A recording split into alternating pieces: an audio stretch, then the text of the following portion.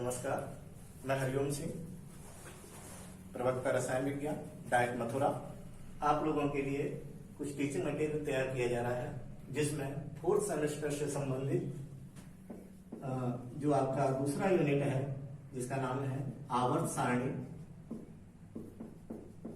इसके लिए हम आज वीडियो तैयार कर रहे हैं।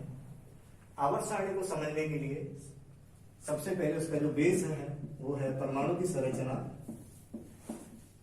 क्योंकि किसी तत्व के गुणों को समझने के लिए आवश्यक है उसकी संरचना को समझना। तो सबसे पहले हम परमाणु की संरचना का अध्ययन करेंगे। देखिए, जो पदार्थ होते हैं वो अगर इनके टुकड़े किए जाएं तो छोटे छोटे कण प्राप्त होते हैं। इनके और टुकड़े करेंगे तो और छोटे कण प्राप्त हो जाएंगे। अंततः छोटे टुकड़े इतने छोटे हो जाते हैं कि जिनका भौतिक रूप से विभाजन नहीं किया जा सकता, और इन्हीं सबसे छोटे कणों को परमाणु कहा जाता है। परमाणु की अगर संरचना, जब हम किसी चीज का अध्ययन करते हैं तो हमारे दिमाग में सवाल आता है कि वो दिखने में कैसा होता होगा।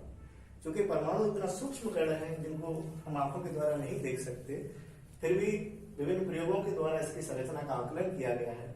इसकी अगर संरचना को देखा जाए वास्तविक रूप से, तो वैसे तो कहा जाता है कि परमाणु गोल होता है, लेकिन इसकी जो वास्तविक संरचना किस प्रकार से होती है। एक तो इसके केंद्र भाग में होता है नाभिक, और नाभिक के चारों ओर कुछ जो कण होते हैं वो इस तरीके से स्थित होते हैं। तो आप देख पा रहे हैं परमाणु की संरचना इस प्रकार से होती है। नाभिक हुआ, नाभिक के चारों ओर कुछ कण स्थित होते हैं। यह सभी कण गतिशील होते हैं।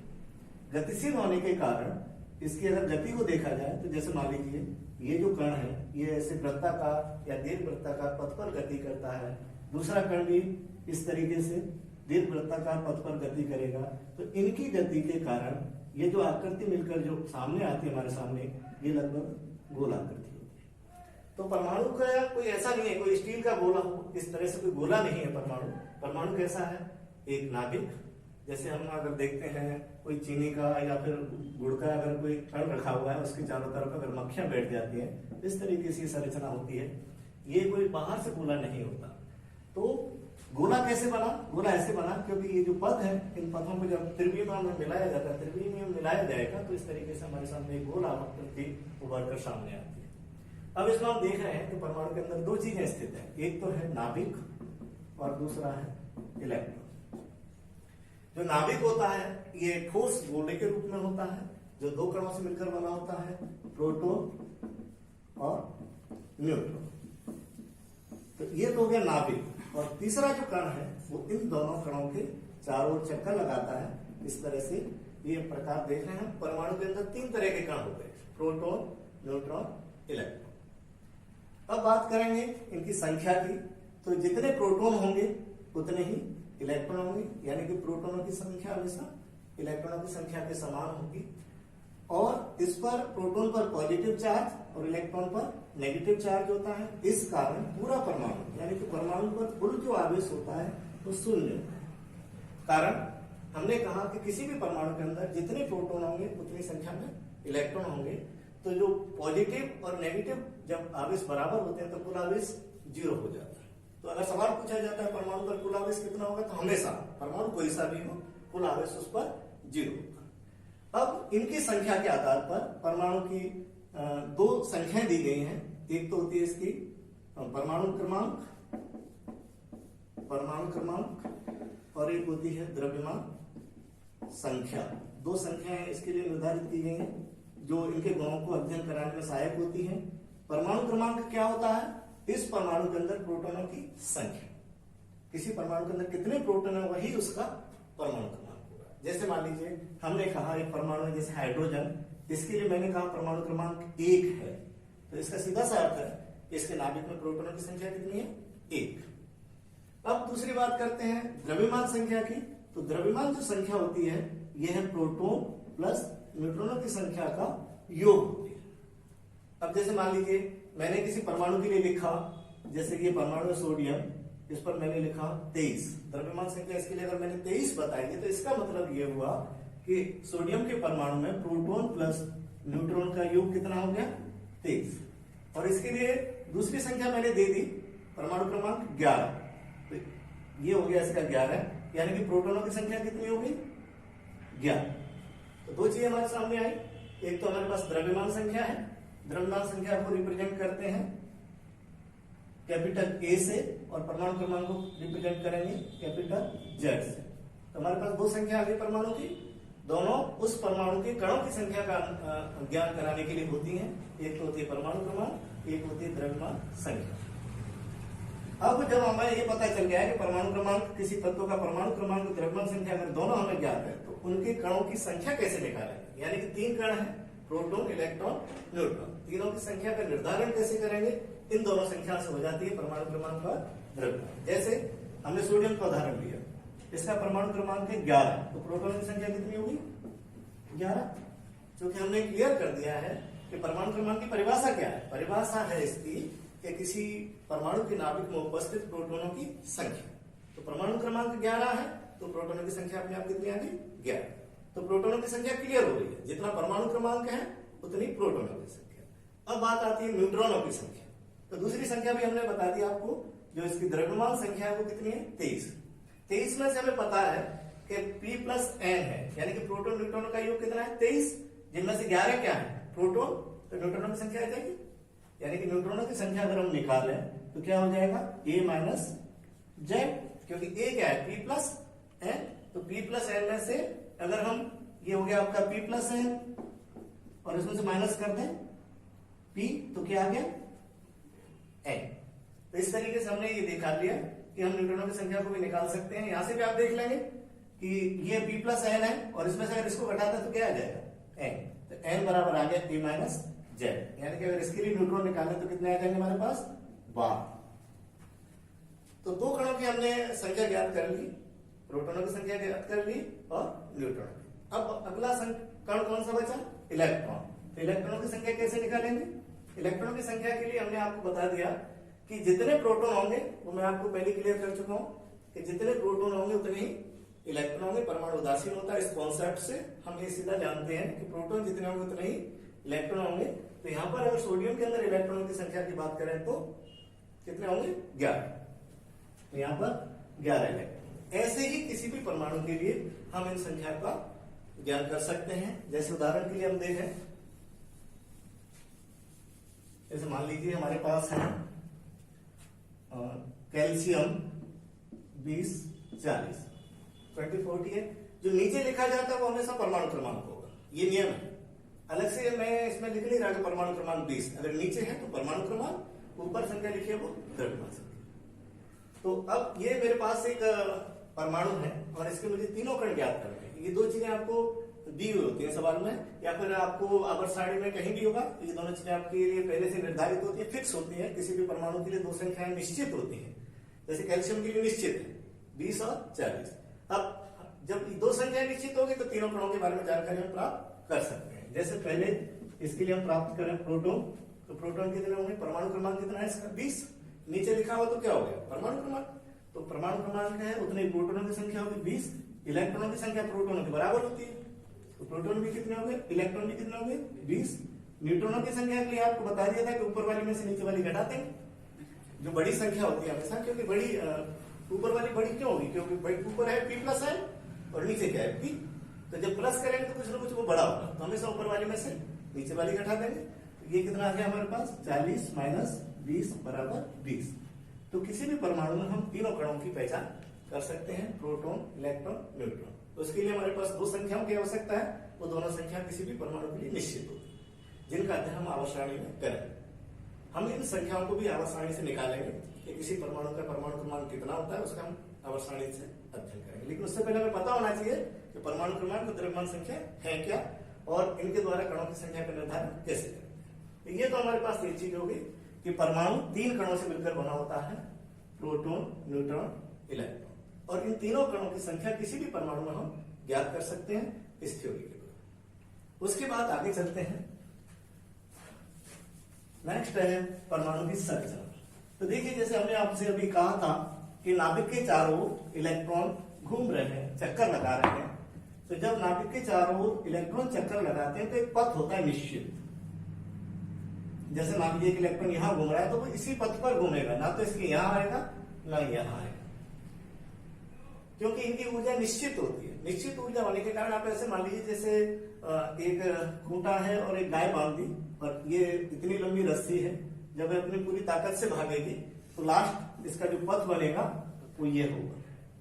जब पूरी ताकत के साथ एक चक्कर लगाएगी तो इस तरीके से ऐसे ही इसकी जो एनर्जी है उस फुल एनर्जी जब ये घूमता है तो इसका पथ निश्चित हो जाता है, ना तो इससे अंदर आ पाता न इससे बाहर आ पाता। और इस पर जो लगने वाले बल हैं अंदर की तरफ और बाहर की तरफ, ये बल भी क्या हो जाते हैं, बराबर हो जाते हैं। तो इस कारण ये पथ पर निश्चित पथ पर गति करेगा। अब ये पथ हो गए, इन पथ को हमने नाम दे दिया कोस। इनको क्या नाम दे दिया, कोस। जिन वृत्ताकार पथों पर इलेक्ट्रॉन चक्कर लगाते हैं उन पथों को क्या कहते हैं, कोस या ऊर्जा स्तर। इनका दूसरा नाम है एनर्जी लेवल या ऊर्जा स्तर। कोस आ गए। अब कोस हमारे पास किसी परमाणु के पास अगर इलेक्ट्रॉन यहां चक्कर लगा रहा है तो ये पहला कोस हो गया। दूसरा कोई इलेक्ट्रॉन यहां चक्कर लगा सकता है तो दूसरा कोस हो गया, तीसरा कोस हो गया, चौथा कोस हो सकता है, पांचवा कोस हो सकता है। इस तरह से अभी तक जितने परमाणु हमारे पास खोजे गए हैं उनमें अधिकतम जो कोषों की संख्या है वो 7। आगे भविष्य में और परमाणुओं की खोज होगी, कोषों की संख्या बढ़ सकती है, लेकिन अभी तक अधिकतम कोषों की संख्या कितनी है, 7। अब हमने आपको बता दिया कि जो इलेक्ट्रॉन चक्कर लगा रहे हैं वो कोष में, इस तरीके से उनको कोष कहेंगे इन पथों को। और इन कोषों की पहचान करने के लिए, क्योंकि हमने बता दिया कोष है तो इनके आइडेंटिफिकेशन भी होना जरूरी है, कौन सा कोष है, कैसे इसकी पहचान करेंगे हम लोग। तो पहचान के लिए दो चीजें होती है, एक तो होती है संख्या, किसी चीज को नंबर दे दिया जाए, और एक होता है उसका नाम। अब जैसे हमारी क्लास है, इसमें कोई स्टूडेंट है तो उसके हम दो चीजों से पहचान करते हैं, एक तो उसका रोल नंबर होता है। रोल नंबर, जैसे मैंने रोल नंबर 20 बोला तो पर्टिकुलर स्टूडेंट खड़ा हो जाता है, या फिर उसका नाम लूं तो उसका आइडेंटिफिकेशन हो सकता है। तो किसी भी चीज की पहचान के लिए हम दो चीजें रखते हैं, या तो उसका नंबर दे देते हैं या उसका नाम। तो ऐसे ही हम यहाँ पर जो हमारे पास कोष है परमाणु के, उनको हमने नंबर भी दिया हुआ है और नाम भी दिया। कोषों की जो संख्या है, कोष है, इन कोष की जो संख्या के लिए नंबर है उसको हम रिप्रेजेंट करते हैं स्मॉल एन से। स्मॉल एन बराबर 1 हो सकता है, 2 हो सकता है, 3, 4 और ये आगे हो सकते हैं। तो n क्या है, अगर n बराबर मैंने लिख दिया, मान लीजिए 2, तो n क्या है, n है कोष, और 2 क्या हो गया, दूसरा। तो एक तो इसका आइडेंटिफिकेशन ये हो गया, n बराबर 2, इसका मतलब मैं दूसरे कोष की बात कर रहा हूं। मैंने लिखा n बराबर 4, इसका मतलब मैं चौथे कोष की बात कर रहा हूं। तो आइडेंटिफिकेशन हो गया कि जो आपका दूसरा कोष है या तीसरा या चौथा। तो एक तो हो गया ये। दूसरा है इनका नाम रखना।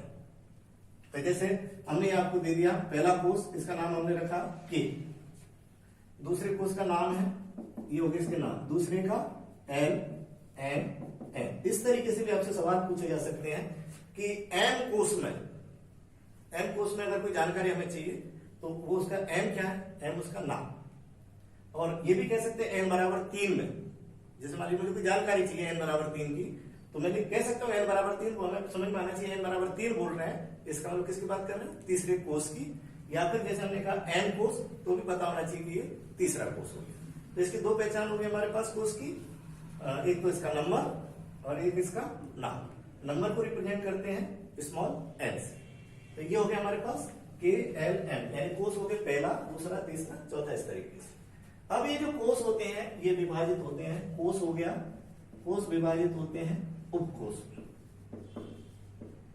अब उपकोष की संख्या हम देख रहे हैं कि जितना बड़ा कोष होगा संख्या उस हिसाब से उसमें उपकोषों की अधिक होगी। हमारे पास पहला कोष है तो पहले कोष में कितने उपकोष हैं, 1, दूसरे में 2, तीसरे में 3। जैसे जैसे कोष का आकार बढ़ेगा वैसे वैसे इसमें उपकोषों की संख्या बढ़ती जाएगी। चौथे में 4, पांचवें में 5, छठे में 6। इस तरीके से ये क्या हो जाएगी हमारे पास उपकोष की संख्या। अब इसका भी आइडेंटिफिकेशन करने के लिए वही दोनों चीजें, एक तो क्या हो सकता है, इसका नाम हो सकता है और एक इसका नंबर हो सकता है। तो अब हम जो जानकारी प्राप्त कर रहे हैं वो है उपकोष की।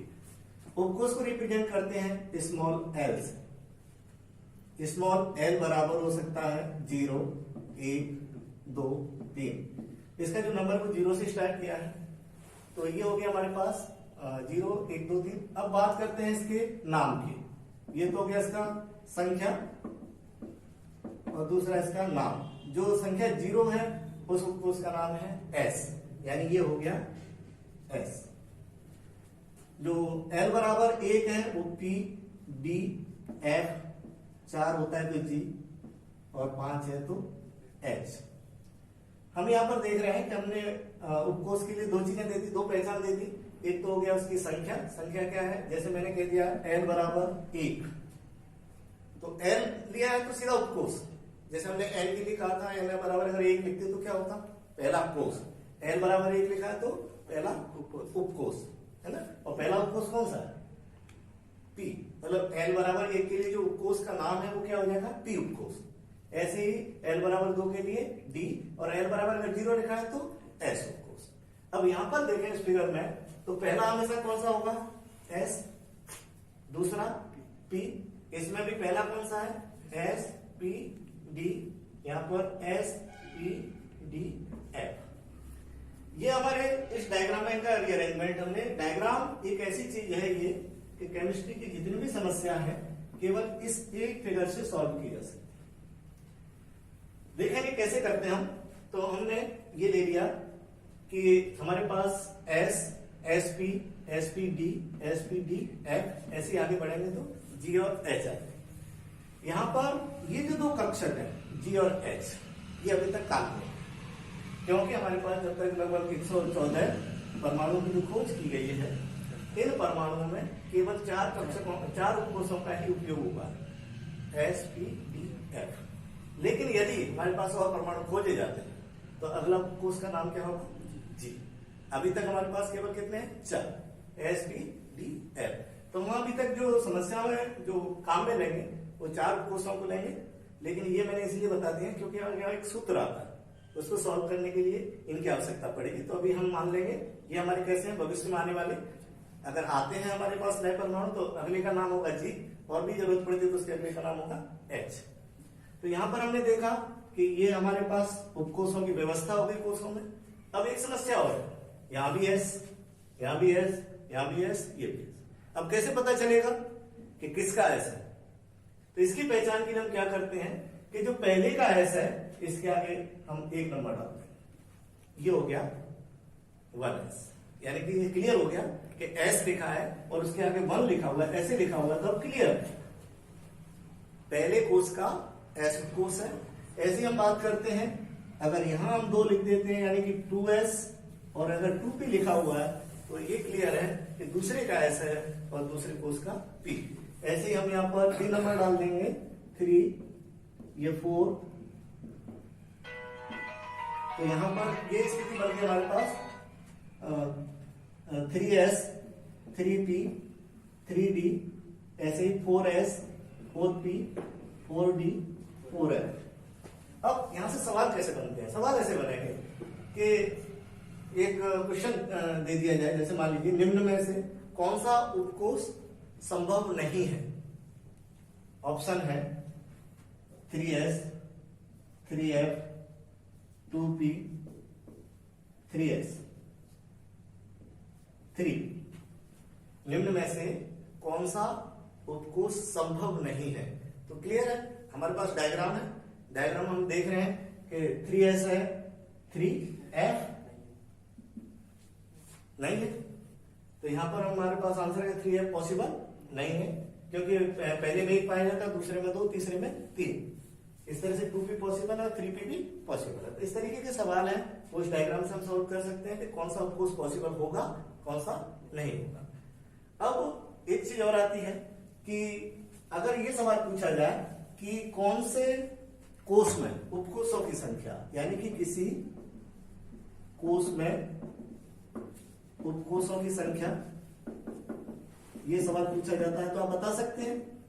जैसे मान लीजिए मैं आपसे पूछूं तीसरे कोष में कितने उपकोष होंगे, 3 होंगे, तो तीसरे कोष में 3 उपकोष हो गए, चौथे में 4 हो गए, तो इसके लिए जनरलाइजेशन फॉर्मूला तैयार कर लेते हैं, यानी कि ये जो संख्या है n क्या है, कोष का नंबर है, वही उसमें क्या होगी, उपकोषों की संख्या। तो हमें जो सूत्र हमें किताबों में लेकर याद कराए जाते हैं, रटाए जाते हैं, उसकी हमें आवश्यकता नहीं। हमारे पास डायग्राम है, डायग्राम से हमारे सामने सारी चीजें, हम सूत्र बना सकते हैं, हमें सूत्र याद नहीं करना। यहाँ पर हमने सूत्र याद नहीं किया, हमारे सामने है चीजें कि पहले में 1 है, दूसरे में 2 है, तीसरे में 3 है, यानी कि n बराबर क्या हो गया, उपकोषों की संख्या। तो एक सूत्र ये निकल के आ गया, जो किताबों में लिखा होता है, हमारी किताबों में, केमिस्ट्री किताबों में यहाँ से शुरू होता है कि किसी कोष में कोषों की संख्या, वहां से बच्चे पता करते हैं कि n बराबर 1 है तो कितने कोष होंगे, तो वो इससे सूत्र से निकालते हैं, सूत्र से ना निकाले, हमारे सामने क्लियर है, हमारे पास पता है कि पहले में 1 है, दूसरे में 2, तीसरे में 2। तो एक तो ये आ गया। अब बात करते हैं कि यह जो उपकोष होते हैं, जैसे हमने अभी देखा कि कोष हो गया, कोष विभाजित हो गया उपकोष, और उपकोष विभाजित होते हैं कक्षकों में। कक्षक क्या है देखिए, जैसे हमारे पास अगर S उपकोष की बात करते हैं तो S में कक्षक की संख्या 1, P में 3, ये विषम संख्या में होते हैं 3, D में 5। कक्षक को पहले आप समझ लीजिए, कक्षक होता क्या है कि जैसे इलेक्ट्रॉन चक्कर लगा रहा है, तो एक इलेक्ट्रॉन इस तरीके से चक्कर लगा रहा है, इसी उपकोष में दूसरा इलेक्ट्रॉन मान लीजिए ये चक्कर लगा रहा है, तो इनका अभिविन्यास त्रिविम में कौन सा इलेक्ट्रॉन कौन से दिशा में स्थित है, ये क्या कहलाता है, इसका कक्षक। तो जैसे P के पास हमने क्या बना दी, 3 का मतलब P के अंदर जो इलेक्ट्रॉन है वो 3 डायरेक्शन में हो सकते हैं, कौन कौन सी में, px, py, pz, 3 डायरेक्शन हो सकते हैं, तो इसके 3 कक्षक हो गए। इसी तरह से D में 5 डायरेक्शन हो सकते हैं, 5 डायरेक्शन में भी देखेंगे, आकृति जब पढ़ेंगे तब देखेंगे 5 डायरेक्शन कैसे हो सकते हैं D में। इसी तरह से F में है, वो कितने होंगे विषम में, चलिए 1, 3, 5, 7 हो गए। ऐसे ही G में कितने होंगे विषम, 1, 3, 5, 7, 9, H में 11। ठीक, तो ये हमारे पास कक्षक हैं। कक्षक को हमने क्या बताया, त्रिविम में इनका ओरिएंटेशन, विन्यास, त्रिविम में किस तरीके से जितने विन्यास इसमें पाए जाएंगे उतने उसके क्या हो जाएंगे, कक्षक हो जाएंगे। अब बात हम कर रहे हैं कि सवाल अगला ये पूछा जाता है कि किसी उपकोष में कक्षक की संख्या, किसी उपकोष में कक्षक की संख्या और किसी कोष में कक्षक की संख्या। तो जैसे किसी कोष में कक्षकों की संख्या, तो देखिए हम ज्ञात करते हैं, जैसे हम बात कर रहे हैं कि पहले कोष में, तो पहले कोष में आप देखिए डायग्राम से, मैंने आपसे एक चीज कही थी, मैं एक डायग्राम से सारे सवालों के जवाब दूंगा, इसके अलावा मैं कुछ देख लेंगे, इसी से हम सारी चीजों को सॉल्व कर सकते हैं, क्योंकि उसका स्ट्रक्चर अगर हमारे दिमाग में है तो फिर उसमें से कोई सवाल भी नहीं बचता। और फिर हम आवाज सारणी पे इसके गुणों का भी अध्ययन इसी संरचना से करें। एक स्ट्रक्चर अगर हमारे दिमाग में क्लियर है तो फिर आगे की जो केमिस्ट्री बॉन्डिंग को भी इसी से सॉल्व करें। लेकिन अगर ये नहीं होगा तो ना तो हम आप गुणों को पढ़ा पाएंगे, ना ही बॉन्डिंग को बता पाएंगे। तो इसको हम देख लेते हैं। और आगे जैसे हमने बात की कि पहले कोष में, पहला कोष n बराबर 1, कक्षक कितने होंगे, पहले में एक ही उपकोष है, क्या नाम है S, और उसमें कक्षक की संख्या